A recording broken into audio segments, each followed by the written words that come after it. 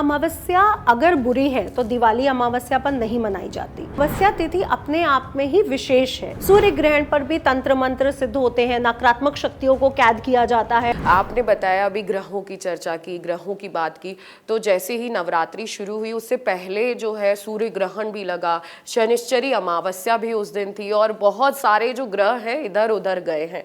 तो इसका क्या प्रभाव नवरात्रि पर रहेगा या राशियों पर भी इसका कोई विशेष सहयोग या विशेष प्रभाव पड़ने वाला है? तो एक ही दिन पहले हम देख रहे हैं कि अमावस्या तिथि तो हर बार ही आती है चैत्र नवरात्रि के पहले।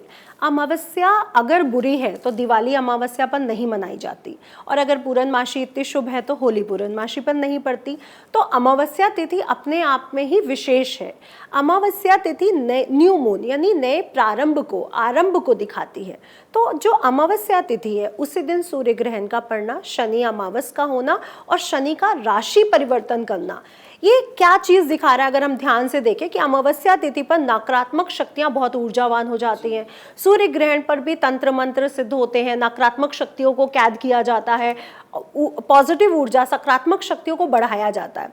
तो एक दिन पहले सूर्य ग्रहण का होना, शनि अमावस, इतनी बड़ी अमावस होना और शनि का राशि परिवर्तन करना, ये बताता है कि जितनी भी नकारात्मक ऊर्जा है वो बहुत ज्यादा ताकतवर हो रही है।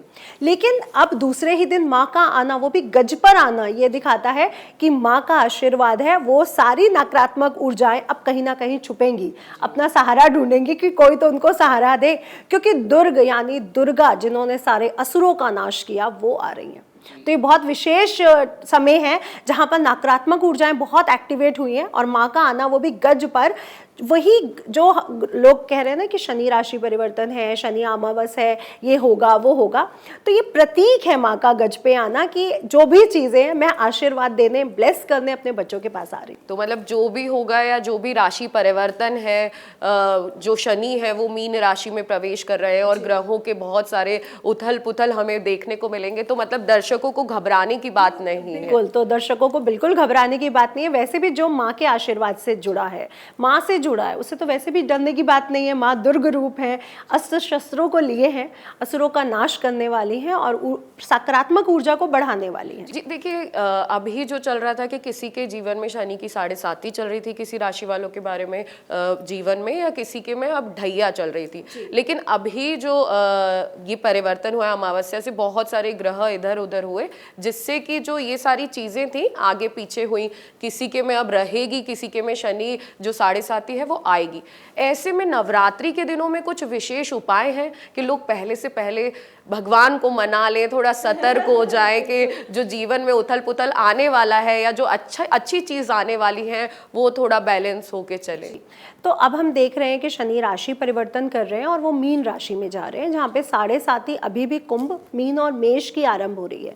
लेकिन अब कुंभ का लास्ट सेकेंड फेज शुरू हुआ है, लास्ट फेज वो मेष में आके कंप्लीट करेंगे। तो यहाँ पे 3 राशियों की 7.5 चल रही है। और ढैया की अगर मैं बात करूँ, जब चंद्रमा से चौथे 8वें शनि होते हैं तो ढैया लगती है। तो यहाँ पर सिंह राशि और धनु राशि की ढैया आरंभ होने जा रही है।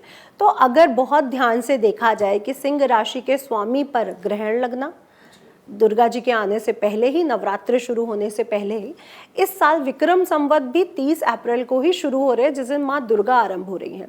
अब यहाँ पर जो राजा बन रहे हैं वो भी सूर्य है, मंत्री भी सूर्य है। तो सूर्य ग्रह बहुत ज्यादा पावरफुल होने जा रहा है। ग्रहण के बाद भी उसकी ऊर्जा बढ़ने जा रही है, क्योंकि वो राजा और मंत्री भी बनने वाले हैं।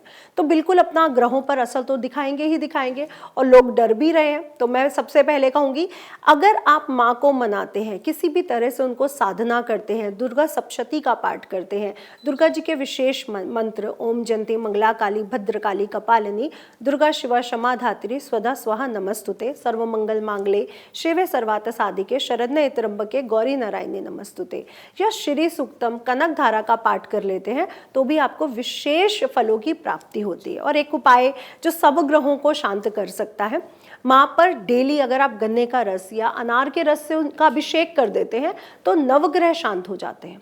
तो उनका अभिषेक जरूर करिए, जैसे हम सावन में शिव जी का अभिषेक करते हैं, माँ का अभिषेक होना बहुत जरूरी है, इससे नवग्रह शांत रहते हैं। अच्छा, ये 9 दिनों में ही करने हैं या वैसे भी हम कर सकते हैं? नहीं, 9 दिनों में तो करना ही करना है, वैसे भी हम कर सकते हैं। अगर आप डेली डेली नहीं कर सकते जॉब के कारण, तो फ्राइडे फ्राइडे कर लीजिए, दुर्गा अष्टमी पर कर लीजिए, शुक्ल पक्ष की अष्टमी तिथि पर, अदरवाइज डेली करिए, बहुत ही अच्छा है। अच्छा, जैसे आप मंत्र और ये सब थोड़ा थोड़ा आपने बताया, लेकिन कोई एक ऐसा मंत्र जो इंसान चलते फिरते कर ले, जो ज़्यादा कठिन भी ना हो और माता रानी की साधना भी हो जाए? जी, तो दुर्गा जी का निर्वाण मंत्र, जिसमें माँ सरस्वती, माँ काली और माँ लक्ष्मी तीनों लीन है। माँ सरस्वती जो ज्ञान की देवी है, माँ लक्ष्मी जो धन की देवी है, और माँ काली जो सभी विपत्तियों से बचाने वाली देवी है, काल को हरने वाली देवी है।